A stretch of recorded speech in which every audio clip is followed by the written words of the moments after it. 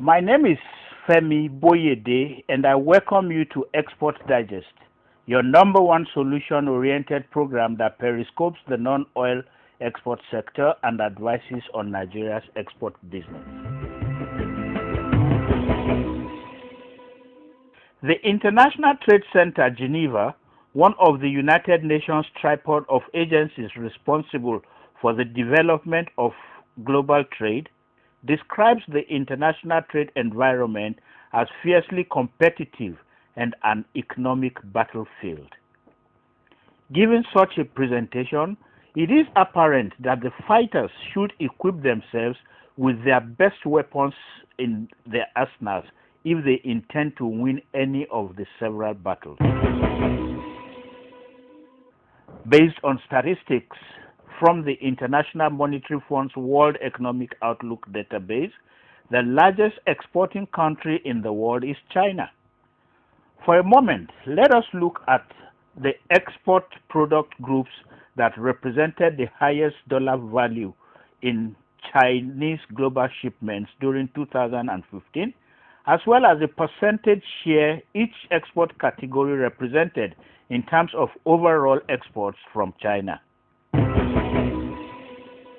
There you see electronic equipment, $600.3 billion US, and which was 26.3% of total exports. Machines, engines, pumps, these accounted for $364.5 billion US. Furniture, lighting, signs, $98.7 billion US, 4.3%. Knit or crochet clothing, $83.8 billion US, or 3.7%. Clothing, not knit or crochet, $78.5 billion US, or 3.4%. Medical technical equipment, $73.8 billion US, or 3.2%. Plastics, $65.8 billion US, 2.9%. Vehicles, $62.7 billion US, or 2.7%. Iron or steel products, $60.6 billion US, or 2.7%. And footwear, $53.6 billion US, or 2.3%.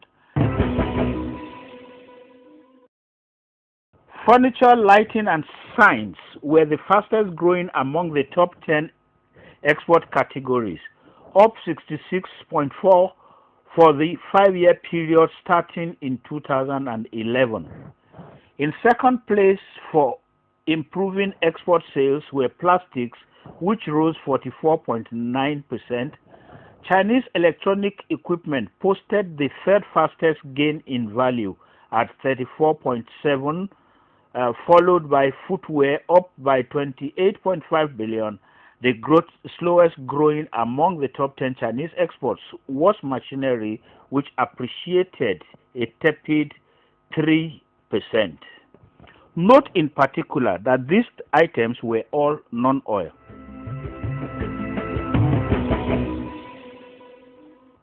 To provide sources of investment for domestic firms, China established two funds: the Export Development Fund for the larger firms and the Fund for Small and Medium Enterprises incursions into international markets for suppliers. The government also offered value-added tax refunds to exporting firms, while the Chinese Export-Import Bank provided loans with preferential interest rates. The United States of America, second largest exporting nation, in an effort to revive and sustain her economy in the face of the threatening economic crash of 2009, established the National Export Initiative. The United States of America is launching a single, comprehensive strategy to promote American exports. It's called the National Export Initiative, and it's an ambitious effort to marshal the full resources of the United States government buying American businesses that sell their goods and services abroad. President Obama has really made the call to duty in order to help our fellow citizens to create jobs here in the United States. And that's what we're doing because of our success with our export sales. It was almost a natural to me. When I got into exporting, I learned a lot of things through the U.S. Department of Commerce, and they taught me the ropes, so to speak. We're probably in between, I'd say, 40 to 50 countries. 50% of our sales is outside the U.S. 33% of the business is international. 70 countries that we're present in. We're about 70 countries. It's an exciting time. And, there's never been a better time. Yeah, I think a year ago people were concerned that, the world was maybe falling apart. Now there's belief. We're back. Now you're engaged with an arm of the government through the commercial service, and you'll be able to be successful like we have been with your help. Get out there and meet the customers and get to know the culture. A careful implementation of the initiative saw America's exports amounting to $1.5 trillion during 2015, up 1.5% since 2011, although down minus 7.1% from 2014. America's top 10 exports accounted for 68.4% of the overall value of its global shipments. The renewed expansion of export activities also helped the country to create about 5 million new jobs. The best way we know to compete and win in the global marketplace is by doing what we do best, harnessing the talents and ingenuity of our people to lead the world in new industries.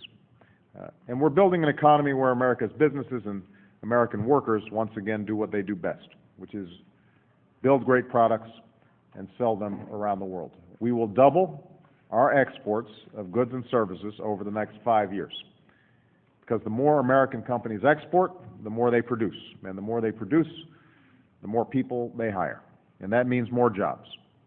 Good jobs that often pay as much as 15% more than average. The world wants to buy goods and services made in the United States, and our workers are ready to produce them. America is going to bat as a stronger partner and a better advocate for our businesses abroad. We're increasing trade missions. We're removing barriers to help businesses gain a foothold in new markets. We're increasing export financing for small and medium-sized businesses. We hope to move forward on new trade agreements with some of our key partners in a way that doesn't just advance the interests of our businesses, workers and farmers, but also upholds our most cherished values. And finally, we continue to coordinate with other nations around the world to promote strong, balanced, and sustainable growth. We've already seen some progress. Obviously, working off a low baseline given the crisis last year, exports are expected to be up, but we're very pleased to see that they're up 18% to where they were a year ago. And manufacturing exports are up 20%, and that's helping put a lot of our people back to work. So these are some of the steps we'll pursue to double America's exports over the next 5 years. When I made this initial announcement, some were skeptical, but the truth of the matter is that if we are increasing our exports by 14-15% per year, something that is achievable, then we can meet our goal.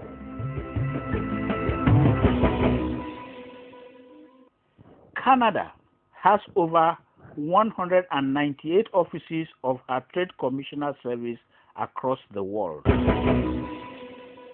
EDC, Export Development Canada, is Canada's export credit agency. And for the past 65 years, we've provided innovative financial solutions, insurance, and risk management to Canadian companies. We're very proud that we were able to add additional financial capacity to the market to help Canadian companies navigate through the recent recession. The information that we get from D&D is predominantly used by the insurance business here at EDC. We have an electronic link with Dun & Bradstreet, which allows us to, at the push of a button, get information immediately for any company around the world. The depth of each record helps us to ensure that we can deliver the information to our customers. Having an electronic link with Dun & Bradstreet also improves the likelihood that we will get the information instantaneously. As we move into this new economy, it's going to be even more important that we continue to perform and help Canadian companies to grow globally. Australia, another major player in the global battlefield, uses all manner of instruments to support the sale of Australia's goods and services abroad.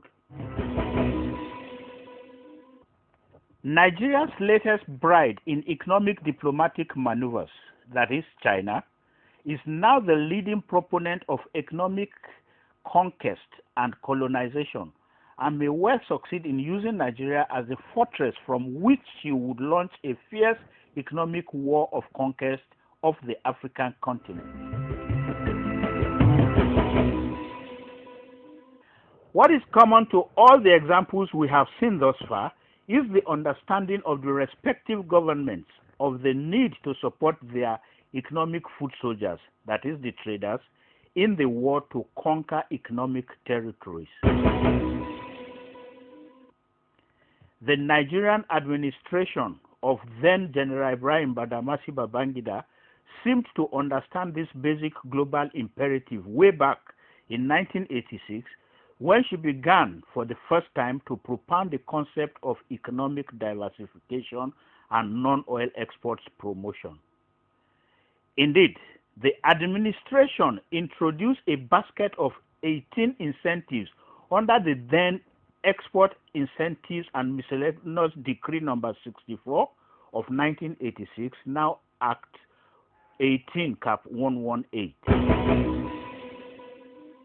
Some of the incentives envisaged in this basket included the Export Development Fund, the Duty Drawback and Suspension Scheme, Export Credit Guarantee Scheme, Export Expansion Grant Fund Scheme, Manufacture Inbound Scheme, Export Price Adjustment Scheme Fund, etc.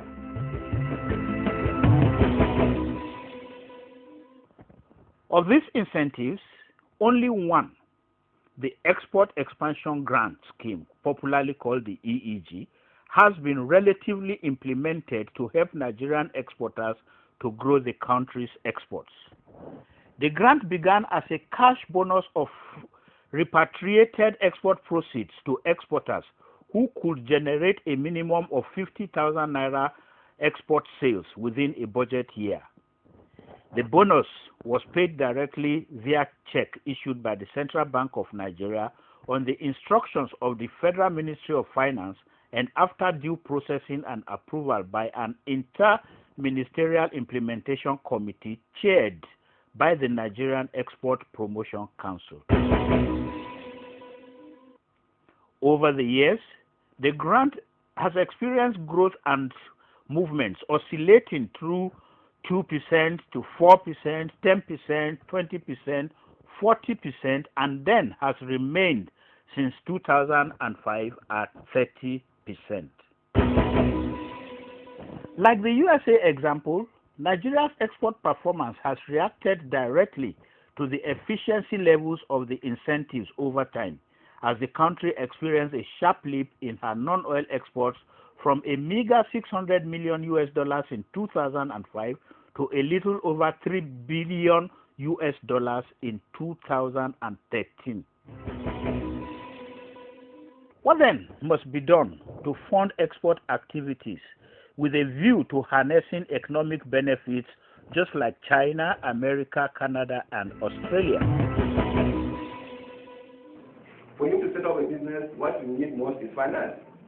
If you have to get into a business that will make you have money, then you need finance that is long-term and interest rate is low. Unfortunately, however, the commercial banking system in Nigeria is unable to provide such funds because, in fact, we have said that about 90% is 1 year and below. In fact, the concentration of deposits in commercial banks in Nigeria is 90 days. Even when somebody has the money and has a deposit that ordinarily he would have placed with the bank for 1 year, he would decide that he will do it on a quarterly basis, every 90 days. So if the banks are getting money on a 90 days basis, the banks are only financial intermediaries. They take money from depositors and then lend to people that want to lend and they want to do business. So if you take money for 90 days and you give it for 5 years, of course you are going to have a mismatch. That bank is actually on a path that they cannot even stay. Commercial banks are driving profitability. They have their shareholders, and the shareholders are more concerned with, at the end of the year, how much profit are we going to get. So if they want to intervene in any particular sector and the risks are very high, they don't want to lose their money. They will not go there. So who is supposed to do that? It is the development finance institutions that the government has set up. You have the NEXIM, you have Bank for Industry, you have Bank for Agriculture, you have NEPON. These banks have been set up to see this gap. And we can say that the instrument of market failure, they are created to intervene in sectors considered too risky by commercial banks. So all that we're supposed to do, focus attention on those sectors that have very high growth potential, but the risks are very high that the commercial banks don't want to get into it. So the role of the DFI is for you to go into those kind of sectors, de-risk the sector, make it attractive. Once the commercial banks come, you move into another one. That is the way we can open the Nigerian economy and able to diversify the sources of finance for the businesses in Nigeria.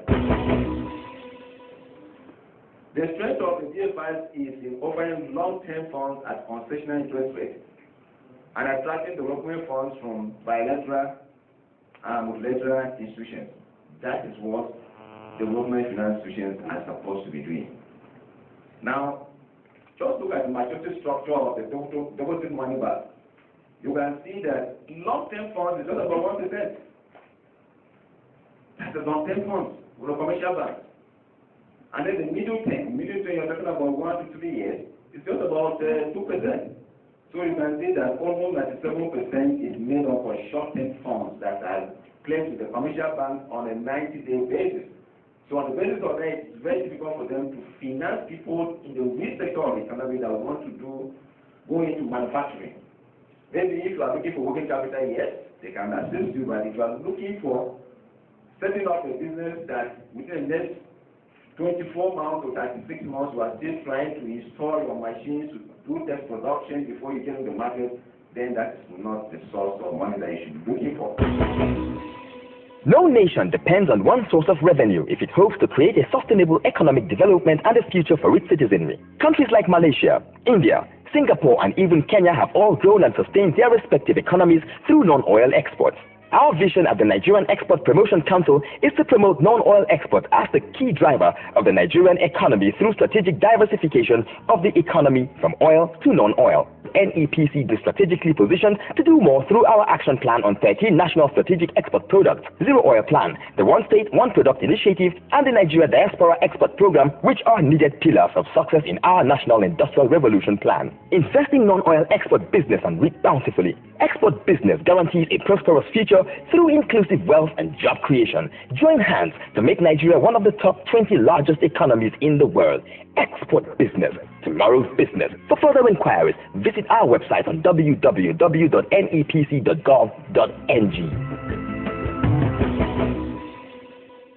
This segment is brought to you by the Corporate Affairs Commission, CAC, a trade support institution and sponsorship partner of Export Digest. Today, we seek to understand the operations of the CAC better. Take a look and listen. Section 30 of the Companies and Allied Matters Act has outlined the various requirements for approving names for companies.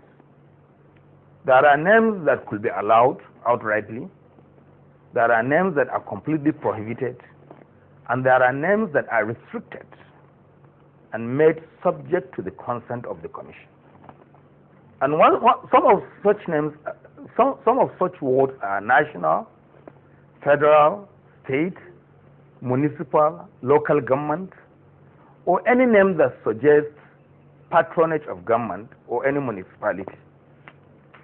So it's not that these names are not allowed at all. one has to first apply for the consent of the Registrar General to use that name. When he gets the consent, he now submits his request for name reservation, attaching the consent letter. In giving consent, we are guided first. If you want to use the word national, we are guided by whether any department of federal government has interest in that company. If there is none, if it is purely a private initiative, then we have to be sure that that company has a national spread.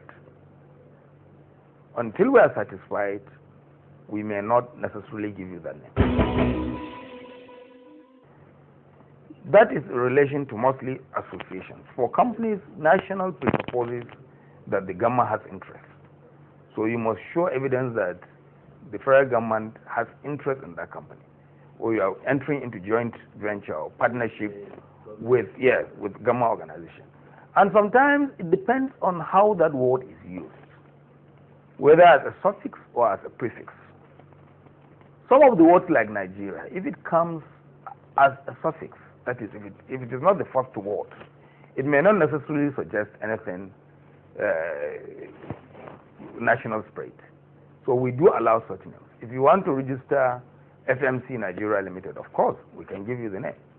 But if you want to register Nigeria FMC Limited, the tendency is for it to suggest that the Nigerian government has interest.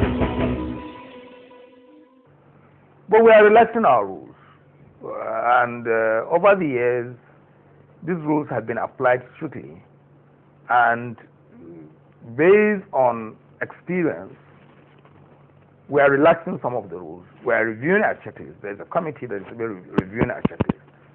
And we are becoming more liberal in our approach. Hitherto, because of the abuse of such words, we have to be very strict. But with information technology and general awareness now, people could easily distinguish between what is good and what is bad, and what is genuine and what is not genuine. And the tendency for people to confirm the status of these companies is now easier with information technology. So we are reviewing our checklist, and very soon we'll relax the rules. But the requirement for consent will still be there. So if somebody wants to register National Agricultural Products Limited, you can imagine the impression such a name can create.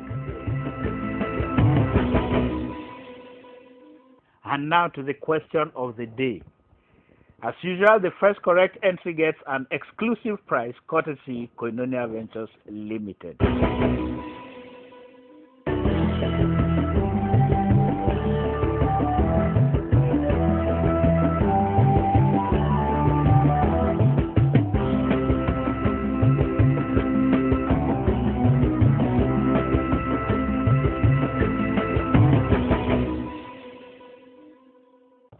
Many thanks to you for being part of today's Export Digest. We believe you have seen more opportunities and possibilities in Nigeria's export business sector, and so we encourage you, be sure to join us next time as we promise to always educate you in all ramifications as it concerns non-oil exports. You can watch this particular episode and others before it on our YouTube channel, youtube.com/exportdigest. We would also love to hear from you as we work towards making Nigeria a viable exporting nation. Our channels of communication are open and now showing on your screen. Many thanks to our sponsors for their contributions to the development of Export Digest. Join us same time on this same channel next week for another interesting package of Export Digest. I am Femi Boyede. Bye for now, and God bless Nigeria.